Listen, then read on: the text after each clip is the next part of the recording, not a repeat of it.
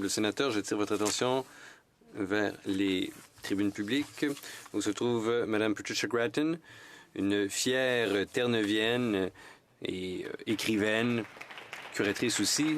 Elle est l'invitée de l'honorable sénatrice Beauvais. Au nom de tous les sénateurs et sénatrices, je vous souhaite la bienvenue au Sénat du Canada. Sénatrice Beauvais, merci, Monsieur le Président. Chers collègues, c'est un véritable plaisir d'accueillir ma collègue de longue date du domaine des arts visuels, Pat Grattan. Combien de fois au fil des ans, au fil des décennies, avons-nous discuté ensemble ici à Ottawa ou ailleurs dans le pays de la manière dont les arts influencent positivement le monde dans lequel nous vivons? Aujourd'hui, je tiens à féliciter le Pacific Opera Victoria et l'Opéra de Vancouver pour leur cocommande et leur coproduction d'une production itinérante destinée aux écoles de la Colombie-Britannique, Flight of the Hummingbird, en français le vol du colibri. Abordant les questions du changement climatique et de la réconciliation, cette production est fruit d'une collaboration avec les gardiens du savoir local et les collectivités autochtones. Les conseillers autochtones ont joué un rôle clé dans la réussite du projet dis-je. Le vol du colibri, comme le note l'auteur Michael Nicole Yagulanas, est un appel à l'action fondé sur le livre du même nom. C'est une parabole de l'environnement qui raconte l'histoire d'un grand incendie dans une forêt.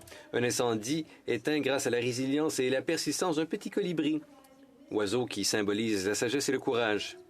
C'est une histoire qui trouve ses racines chez les Quechan d'Amérique du Sud et les Haida de Haida-Gwaii.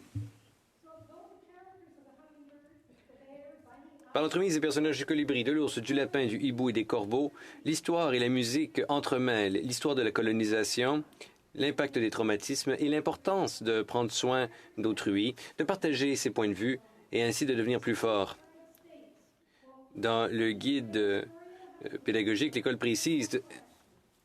Dans le guide pédagogique, plutôt, on précise de cette façon, l'histoire du colibri n'est pas seulement un appel à l'action, mais une expression de la vérité spirituelle et émotionnelle de leur expérience.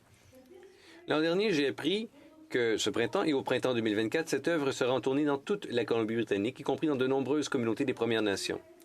Il s'agit pour moi de l'une des principales actions de réconciliation qui, de concert avec d'autres, inspirera et contribuera à une véritable réconciliation.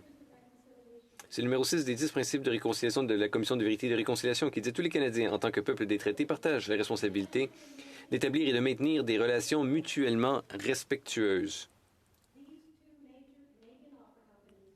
C'est à quoi se sont employées ces deux grandes compagnies d'opéra canadiennes, ensemble, grâce à une consultation active et grâce aussi à la participation des Autochtones et des non-Autochtones. Rebecca Haas, femme métisse Anishinaabe et directrice de l'engagement du Pacific Opera, a écrit « Nous étions là, nous avons vu, nous avons entendu, nous avons fait avancer cette pièce dans le bon sens. Nous avons été témoins. » Félicitations. Je sais que les expériences vécues dans les écoles où ce projet est présenté et sera présenté seront mémorables et significatives. Nous avons tous un rôle à jouer dans le changement climatique. Le patrimoine est touché par ces changements. Les artistes et les créateurs doivent faire partie des solutions de l'avenir. Merci.